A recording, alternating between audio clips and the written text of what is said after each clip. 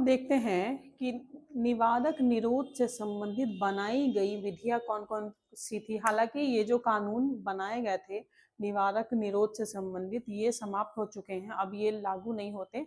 लेकिन आइए जान लेते हैं बस। निवारक निरोध अधिनियम 1950, आंतरिक सुरक्षा व्यवस्था अधिनियम मीसा। हाँ, मीसा थोड़ा सा एक आध बार पूछा गया है एग्जाम में, हालांकि इसको भी अब समाप्त कर दिया गया है। आंतरिक सुरक्षा व्यवस्था अधिनियम मीसा 1971 में बनाया गया था।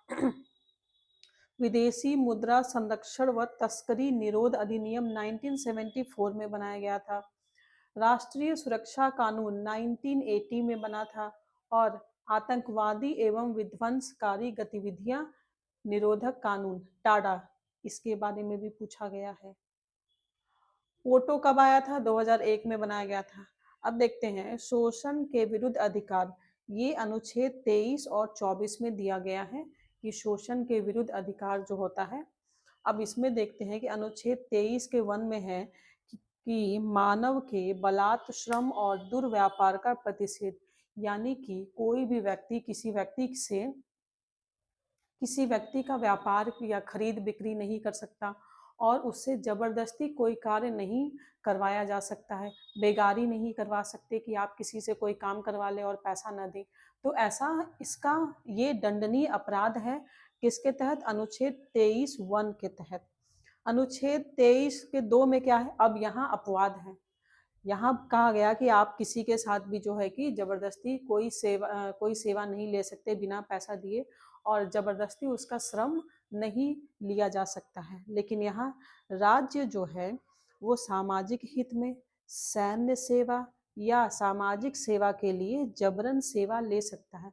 यदि ऐसी कोई स्थिति आती है, मान लीजिए कि आपातकाल की स्थिति आती है, युद्ध कहीं हो रहा है, तो उस स्थिति में जो है कि राज्य वो जितने भी नागरिक है उनसे जबरदस्ती सेवा ले सकता है। अनुच्छेद 24 में देखते हैं बालकों के नियोजन का प्रतिषेध। 14 वर्ष से कम आयु के बच्चे हैं उन्हें जो है खानों में और कारखानों में उनसे श्रम लिया जाना जो है वो अवैध है। उन्हें वहाँ पे नियुक्ति उनकी नहीं की जा सकती है। धार्मिक स्वतंत्रता का अधिकार, ये अनुच्छेद 25 से शुरू करके अनुच्छेद 28 तक होता है। क्या धार्मिक स्वतंत्रता का अधिकार, अच्छा ऐसे भी क्वेश्चन पूछ लिया जाता है कि धार्मिक स्वतंत्रता का अधिकार जो है वो कहाँ से शुरू होकर के कौन से अनुच्छेद तक है? तो अनुच्छेद 25 से शुरू करके अनुच्छेद 28 तक है धार्मिक स्वतंत्रता का अधिकार। सॉरी, इसमें देखते हैं कि अंतःकरण की धर्म को अबाध रूप से मानने, आचरण करने और प्रचार करने की स्वतंत्रता, यानी कि हमारा जो भी धर्म है हम उसे बिना किसी रोक टोक के उसको मान सकते हैं। उसके लिए जो है कि उसको उस धर्म के जैसे आचरण कर सकते हैं और प्रचार करने की, अपने अपने धर्म के प्रचार करने की स्वतंत्रता जो है वो अनुच्छेद 25 में दी गई है। अनुच्छेद 26 में देखते हैं कि इसमें जो है धार्मिक कार्यों के प्रबंध की स्वतंत्रता, संस्थाओं की स्थापना, विधि सम्मत संपत्ति अर्जन करना और स्वामित्व व प्रशासन का अधिकार।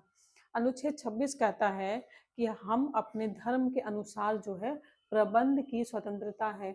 हम संस्थाओं की स्थापना कर सकते हैं, हम जो है विधि सम्मत संपत्ति अर्जित कर सकते हैं अपने धर्म के लिए, और उसके स्वामित्व व प्रशासन का अधिकार है अनुच्छेद 26 के तहत।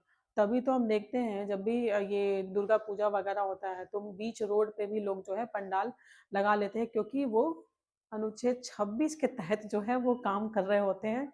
तो उन्हें कोई कुछ नहीं बोल सकता। भाई आप अपना रास्ता दूसरा कर लीजिए जब दुर्गा पूजा चल रहा हो तो। अनुच्छेद 27 में देखते हैं क्या है।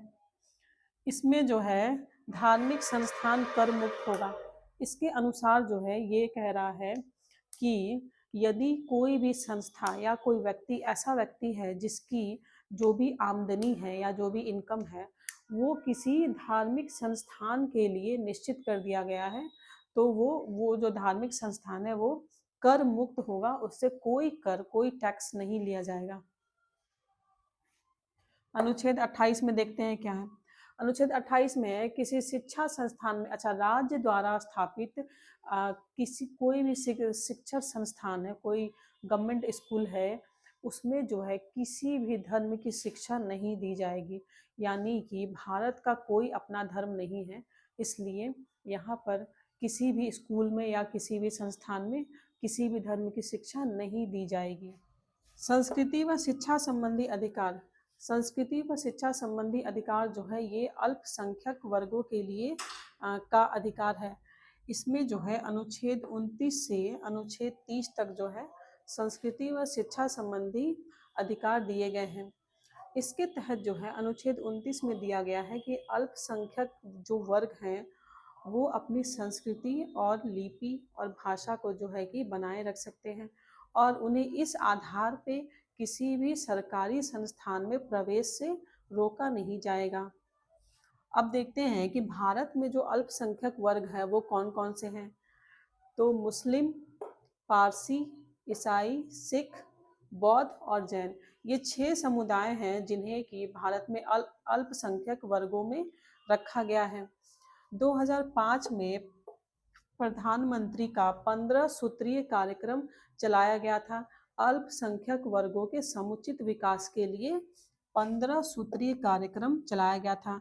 अनुच्छेद 30 में देखते हैं कि शिक्षा संस्थानों की स्थापना और प्रशासन करने का अल्पसंख्यकों का अधिकार।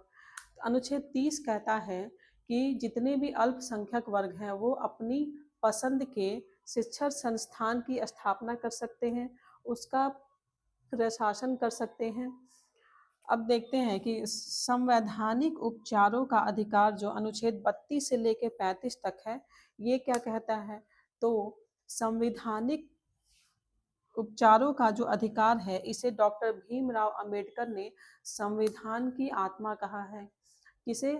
संवैधानिक उपचारों के अधिकार को डॉक्टर भीमराव अंबेडकर ने संविधान की आत्मा कहा है। तो अनुच्छेद 32 क्या कहता है।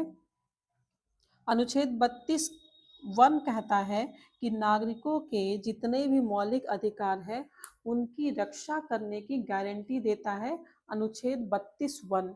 और इसके तहत जो है सुप्रीम कोर्ट को 5 प्रकार की रीट जारी करने का अधिकार दिया गया है अनुच्छेद 32 में। मौलिक अधिकारों में अब हम आगे पढ़ते हैं।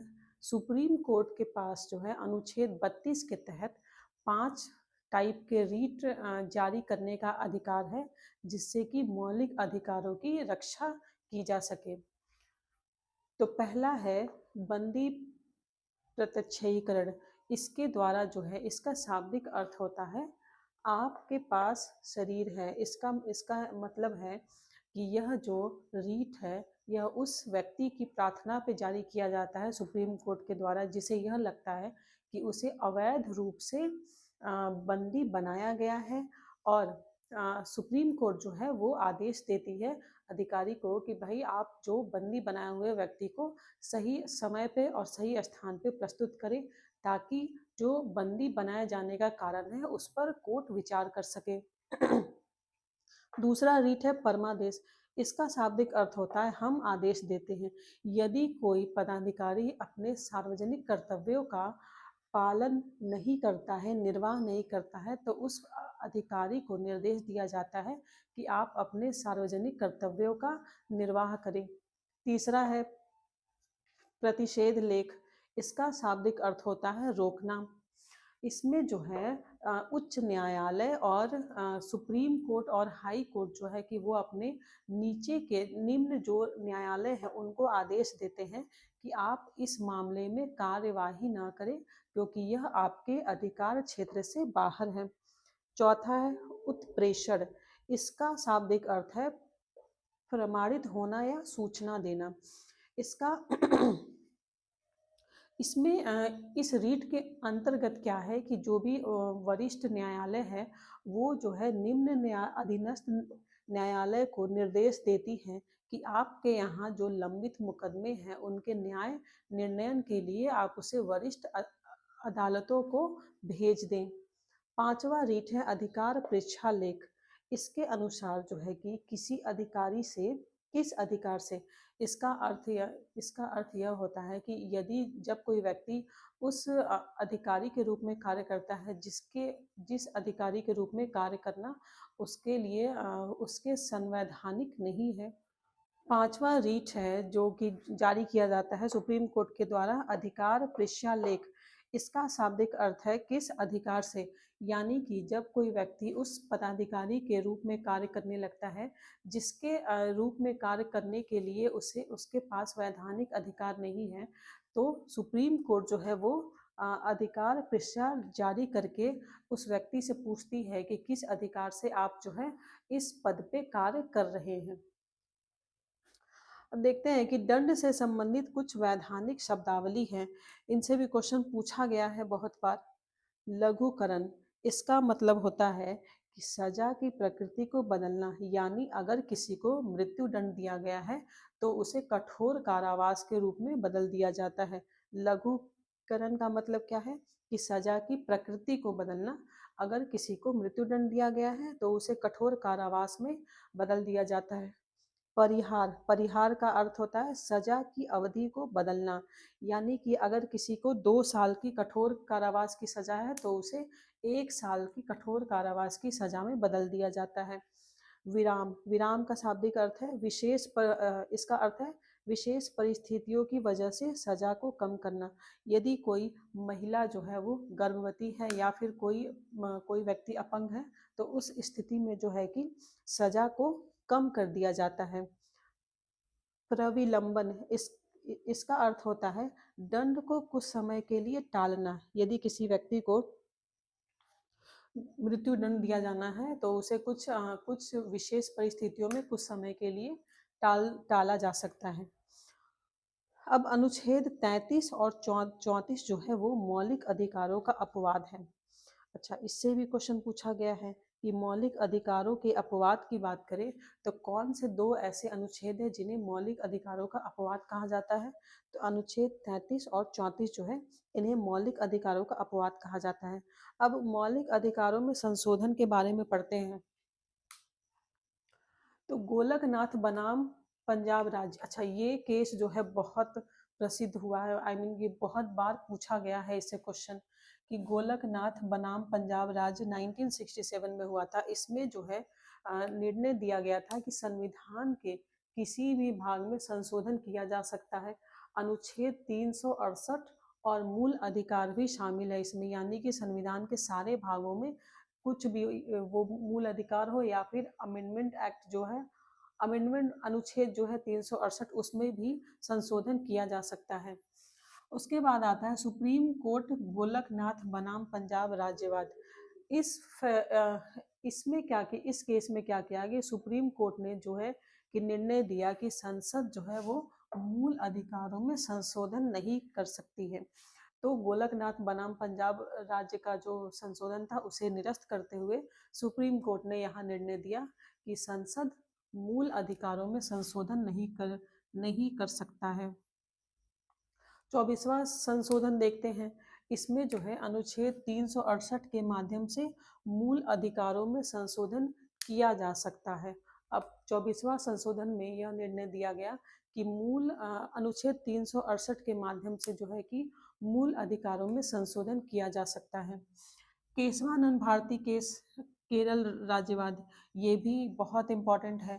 केशवानंद भारती बनाम केरल राज्यवाद, इसमें जो है इस प्रकार के संशोधन को जो कि 24वें संशोधन में कहा गया था उसे विधि मान्यता प्रदान की गई। किसमें, तो केशवानंद भारती बनाम केरल राज्य में, यानी कि मौलिक अधिकारों में अनुच्छेद 368 के माध्यम से संशोधन किया जा सकता है।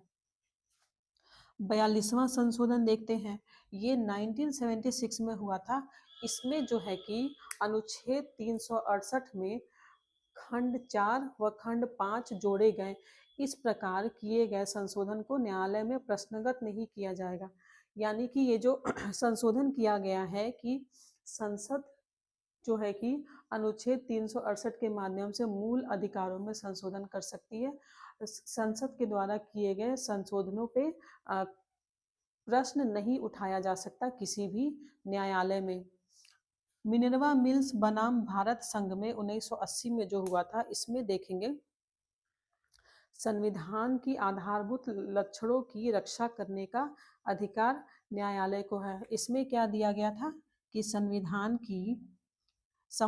की आधारभूत लक्षणों की रक्षा करने का अधिकार जो है वो न्यायालय को दिया गया है। मिनर्वा मिल्स बनाम भारत संघ केस में, जो कि 1980 में हुआ था। और अब देखते हैं कि कौन कौन से अधिकार सिर्फ भारतीय नागरिकों को दिए गए हैं। तो अनुच्छेद 15, अनुच्छेद 16, अनुच्छेद 19, अनुच्छेद 29 और अनुच्छेद 30, ये 5 अधिकार जो है ये सिर्फ भारत के नागरिकों को है। इसके अलावा जितने भी अधिकार हैं, अनुच्छेद 14, 14 के बाद आ जाएगा 17, 18, 18 के बाद आ जाएगा 20, 21, 22, 23, 24, 25, 26, 27, 28, ये सारे अधिकार जो है वो भारतीयों के साथ साथ विदेशी नागरिक अगर भारत में है तो उन्हें भी दिए गए हैं। तो एग्ज़ाम डेट की बात कर लेते हैं थोड़ी सी। तो एग्ज़ाम ऑफिशियल डेट तो नहीं आया है, हाँ, लेकिन जनवरी में 18 से शुरू करके 21 तक एग्ज़ाम होने की संभावना है। तो भाई लोग अपनी पढ़ाई को स्पीड अप करना पड़ेगा ताकि सिलेबस तो कवर हो जाए, और रिवीजन करते रहिए आप लोग। प्रैक्टिस सेट लगाना शुरू कर दीजिए। जितने भी प्रैक्टिस सेट मिलते हो वो बीपीएससी के हो, एसआई के हो, या फिर जिनके भी मिले आपको, आप लगाइए प्लीज़। एसएससी वाला भी आप लगा सकते हैं, ताकि क्योंकि स्टैटिक जीके तो सब में सेम ही होता है। और सीजीएल वाले में ये है कि आपको मैथ और रीजनिंग के भी कुछ क्वेश्चन मिल जाएंगे। तो चलिए शुरू करते हैं फिर। संविधान में हमारा टॉपिक है आज का राज्य के नीति निर्देशक सिद्धांत। इसका जो वर्णन है वो अनुच्छेद 36 से 51 तक किया गया है, और इसको संविधान के भाग 4 में रखा गया है। अब इसका प्रावधान देखेंगे कि कहाँ से लिया गया है। तो नीति निर्देशक सिद्धांतों का प्रावधान जो है वो आयरलैंड के संविधान से लिया गया है। इसको जो है कि न्यायालय द्वारा लागू नहीं किया जा सकता, यानी कि अगर कोई इन सिद्धांतों का पालन नहीं करता है तो उसके लिए आप सुप्रीम कोर्ट या हाई कोर्ट में नहीं जा सकते हैं, जिसके कारण कि इसे वैधानिक शक्ति प्राप्त नहीं है। भारतीय संविधान में कल्याणकारी राज्य की संकल्पना का जो समावेश है वो इन्हीं तत्वों में दिया गया है, यानी कि राज्य में सामाजिक और आर्थिक प्रजातंत्र की स्थापना के उद्देश्य से ही इन तत्वों को भारतीय संविधान में शामिल किया गया है। अब इसका सोर्स अगर हम देखें तो वैसे तो भारत सरकार अधिनियम 1935 का बहुत सारे जो भी आर्टिकल्स हैं, अनुच्छेद हैं, वो लिया गया है हमारे कॉन्स्टिट्यूशन में। लेकिन जो ये नीति निर्देशक सिद्धांत है ये 1935 में अनुदेश प्रपत्र के रूप में था। इसे ही कॉन्स्टिट्यूशन में राज्य के नीति निर्देशक तत्वों के रूप में शामिल किया गया है। अब देखते हैं कि इन सिद्धांतों में कौन कौन से अनुच्छेद दिए गए हैं, और वो अनुच्छेद जो है हमारे पास हमें कौन कौन से अधिकार देता है। तो अनुच्छेद 38 कहता है कि नागरिकों को 3 प्रकार के न्याय दिया जाएगा। कौन कौन से? सामाजिक, आर्थिक और राजनीतिक न्याय। राज्य में जितने भी नागरिक हैं उन सबके पास सामाजिक, आर्थिक और राजनीतिक न्याय दिया जाएगा। अनुच्छेद 38 एक कहता है कि राज्य जो है वो ऐसी सामाजिक व्यवस्था की स्थापना एवं संरक्षण करेगा जिसमें कि सभी व्यक्तियों को, सभी निवासियों को सामाजिक, आर्थिक व राजनीतिक न्याय मिलेगा। अनुच्छेद 38 का 2 कहता है कि आय में असमानता को कम करने का प्रयास किया जाएगा राज्य के द्वारा। अनुच्छेद 39 कहता है कि आर्थिक न्याय प्राप्त करने के सिद्धांत का उल्लेख किया गया है अनुच्छेद 39 में। अनुच्छेद 39 क कहता है कि जीविका के पर्याप्त साधन का अधिकार मिलेगा सबको। और अनुच्छेद 39 ख कहता है कि समुदाय की जितनी भी भौतिक संपदा होगी उसका स्वामित्व और नियंत्रण का बंटवारा जो है वो सामूहिक हितों का सर्वोत्तम साधन बन सके। यानी कि समुदाय की जो भौतिक संपदा होगी उसका बंटवारा और नियंत्रण इस प्रकार से किया जाएगा कि सामूहिक हितों का सर्वोत्तम साधन बन सके। अनुच्छेद 39 ग कहता है कि धन का समान वितरण करने का प्रावधान 39 के अनुच्छेद 39 के ग में किया गया है। अनुच्छेद 39 घ कहता है कि पुरुष और स्त्री दोनों के लिए समान काम और वेतन का प्रावधान किया गया है। यानी कि पुरुष हो या स्त्री उन्हें काम के आधार पे उनके साथ कोई भेदभाव नहीं होगा और ना ही वेतन के आधार पे उन्हें समान कार्य और समान वेतन दिया जाने का अधिकार होगा। अनुच्छेद 39 घ। अच्छा, इस अनुच्छेद से क्वेश्चन पूछा गया है कि समान कार्य के लिए समान वेतन का प्रावधान किस अनुच्छेद में दिया गया है? तो अनुच्छेद 39 के घ में। अनुच्छेद 39 का अंग कहता है कि कर्मकारों व बालकों के स्वास्थ्य व शक्ति का सही उपयोग करना आवश्यक है। अनुच्छेद 39 का चौ कहता है कि बालकों को स्वतंत्र व गरिमामय वातावरण विकास के अवसर दिए जाएं और शोषण से उनकी रक्षा की जाए।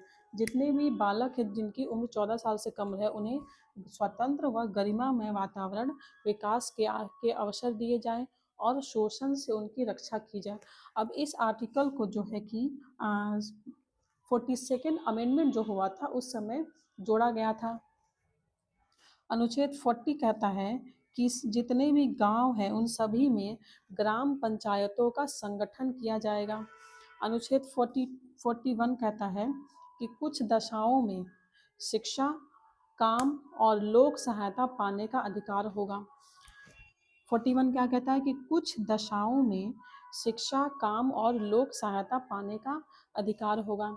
अनुच्छेद 42 कहता है कि काम की न्याय संगत व मानवोचित दशाओं का और मैटरनिटी लीव का उल्लेख जो है वो अनुच्छेद 42 में किया गया है कि काम करने की जो जगह है वो न्याय संगत होनी चाहिए और मानव के लिए उचित होना चाहिए।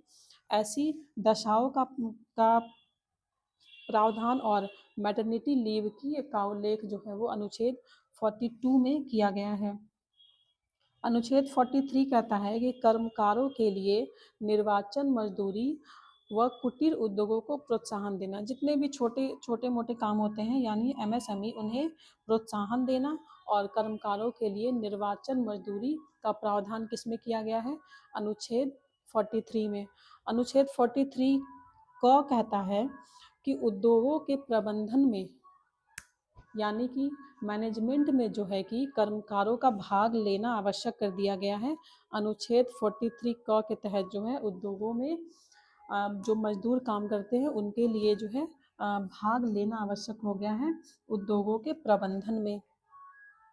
अनुच्छेद 43 ख कहता है कि राज्य सहकारी सोसाइटियों का संवर्धन करेगी।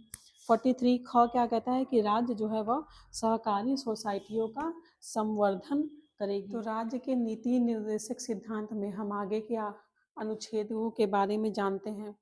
अनुच्छेद 44 कहता है कि सभी नागरिकों के लिए एक समान सिविल संहिता बनाई जाएगी। सभी जितने भी नागरिक राज्य के हैं उन सभी के लिए एक समान सिविल कोड जो है कि बनाया जाएगा।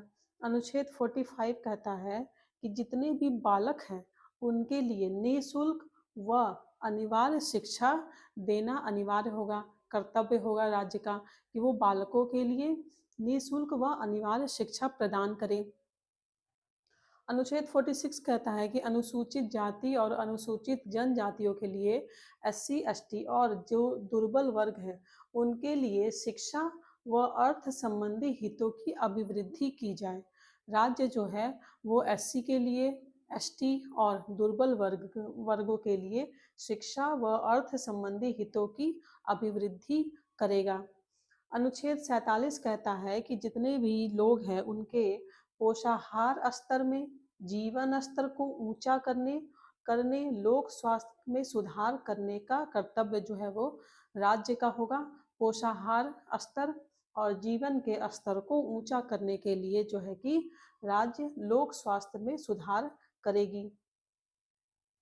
अनुच्छेद 48 कहता है कि कृषि एवं पशुपालन संगठन जो है वो अनुच्छेद 48 में दिया गया है। कृषि एवं पशुपालन संगठन कहाँ दिया गया है? अनुच्छेद 48 में। अच्छा, इससे एक आध बार क्वेश्चन पूछा गया है, सिविल कोड से पूछा गया है क्वेश्चन।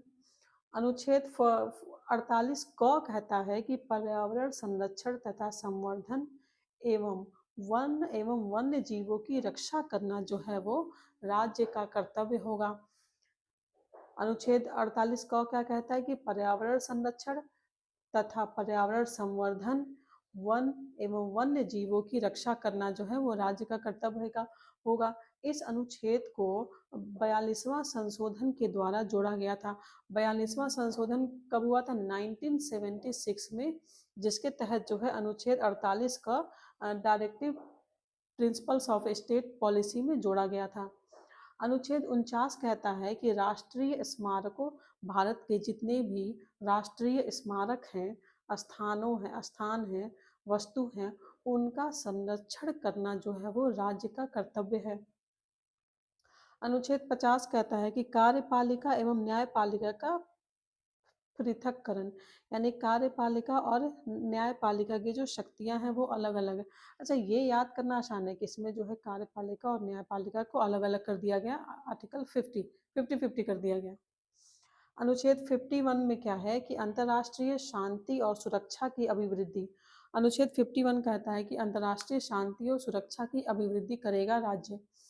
अच्छा, 36 से शुरू करके 51 तक तो जो जितने भी अनुच्छेद हैं उनमें राज्य के नीति निर्देशक सिद्धांतों के बारे में दिया गया है, बट ऐसे दो और अनुच्छेद हैं जो राज्य के नीति निर्देशक सिद्धांतों के जैसे काम करते हैं। अनुच्छेद 350 क, इसमें जो है प्राथमिक स्तर पे मातृभाषा में शिक्षा देना का प्रावधान किया गया है। किसमें? अनुच्छेद 350 क में। तो अगर पूछा जाए कि डायरेक्टिव ये राज्य के नीति निर्देशक सिद्धांत में जितने आर्टिकल है उनके अलावा जो है और कौन से आर्टिकल या अनुच्छेद हैं जो राज्य के नीति निर्देशक सिद्धांतों के जैसे काम करते हैं, तो अनुच्छेद 350 का क, जो कि प्राथमिक स्तर पे प्राइमरी लेवल पे जो है कि मातृभाषा में शिक्षा देने का कर्तव्य करता है, और अनुच्छेद 351 भी है जो हिंदी को प्रोत्साहन देता है। तो अनुच्छेद 350 का क और अनुच्छेद 351 ये दोनों जो हैं राज्य के नीति निर्देशक सिद्धांतों के जैसे काम करते हैं। केटी शाह ने, इससे भी क्वेश्चन पूछा गया है कि किसने जो है राज्य के नीति निर्देशक सिद्धांतों को कहा था कि यह एक ऐसा चेक है जो बैंक की सुविधानुसार अदा की जाएगी। तो केटी शाह ने कहा था इन तत्वों को कि यह एक ऐसा चेक है जो बैंक की सुविधानुसार अदा की जाएगी।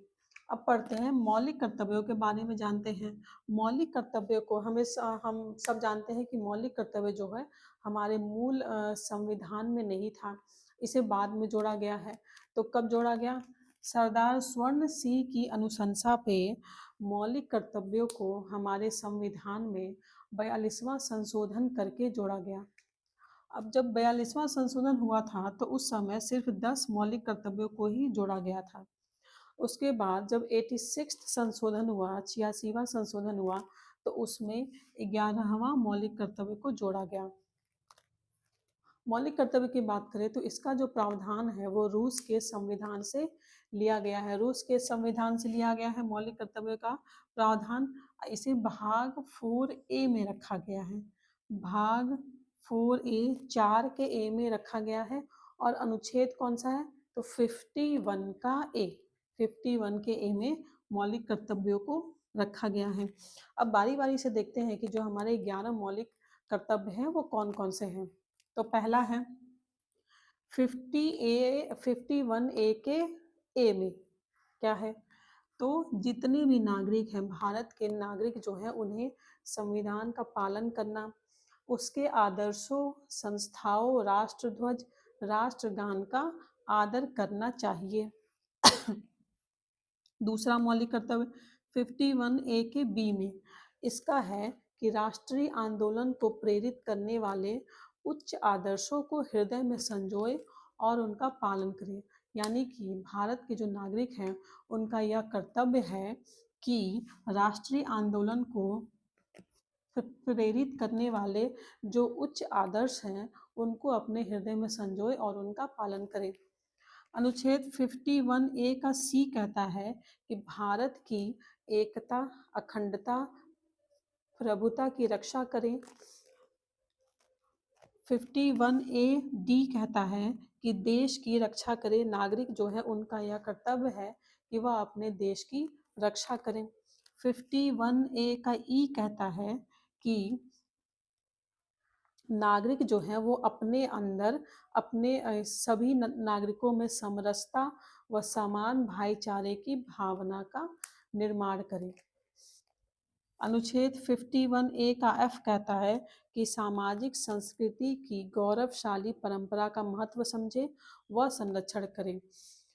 अनुच्छेद 51A का जी कहता है कि प्राकृतिक पर्यावरण की रक्षा करे और उसका संवर्धन करे। जितने भी नागरिक हैं वो प्राकृतिक पर्यावरण की रक्षा करे और उसका संवर्धन करें। अनुच्छेद 51H कहता है 51AH कहता है कि वैज्ञानिक दृष्टिकोण ज्ञानार्जन की भावना का विकास करें। यानी कि जितने भी हमारे नागरिक हैं वो एक वैज्ञानिक दृष्टिकोण रखें और ज्ञान अर्जन की भावना का विकास करें। अनुच्छेद 51AI कहता है कि सार्वजनिक संपत्ति को सुरक्षित रखें। यानी कि हम नागरिकों का यह कर्तव्य है कि हम जितनी भी सार्वजनिक संपत्ति हैं उनको सुरक्षित रखें। अनुच्छेद 51AJ कहता है कि व्यक्तिगत एवं सामूहिक गतिविधियों के सभी क्षेत्रों में उत्कर्ष की ओर बढ़ने का प्रयास करें। व्यक्तिगत एवं सामूहिक गतिविधियों के सभी क्षेत्रों में उत्कर्ष की ओर बढ़ने का प्रयास करें। अनुच्छेद 51AJ कहता है। अनुच्छेद 51AK कहता है कि माता पिता या जो भी संरक्षक हैं उनके द्वारा 6 से लेकर 14 वर्ष के बच्चों को प्राथमिक शिक्षा देना जो है कि अनिवार्य कर दिया गया है। प्राथमिक शिक्षा देना 6 से लेकर 14 वर्ष के बच्चों के लिए अनिवार्य उनका कर्तव्य है। अब हम देखते हैं कि कहा गया है कि मौलिक कर्तव्य जो है वो गैर न्यायिक है।